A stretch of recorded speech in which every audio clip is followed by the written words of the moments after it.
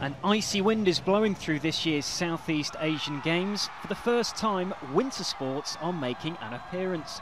Malaysia's men's hockey team facing off against Indonesia in a country where naturally occurring snow and ice isn't a realistic possibility.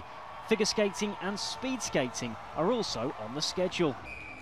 Initially, I think people were a bit surprised. I mean, we only have 2 seasons, throughout the year. We don't have winter, but to have winter games here was like why are we doing it?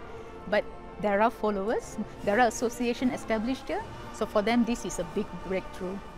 Despite the lowest recorded temperature in the history of Malaysia being comfortably above freezing, that hasn't stopped this equatorial country, along with its neighbours, taking an increased interest in cold weather sports. 7 of the 11 nations competing at these games also sent athletes to the Asian Winter Games in Japan earlier this year.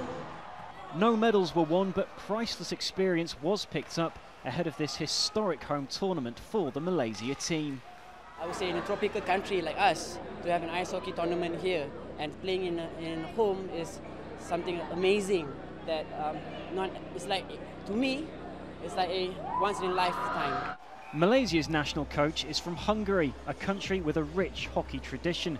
He says much has to change before any country from the region could hope to compete with the world's best and one day qualify for an Olympics. There's no hockey culture because it's a tropical country, so culture is like badminton, for example, right? The way of life of hockey, that's not there. So this is the biggest issue for me, that the players don't know how to adjust themselves to this kind of condition. That twice a day practice or 5 times a week practice, and they used to practice once or twice a week. Winning a gold medal would be the perfect launchpad, and Malaysia began the event in the best possible way, beating Indonesia in this opening group game 10-3. Richardson, Jazeera, Kuala Lumpur.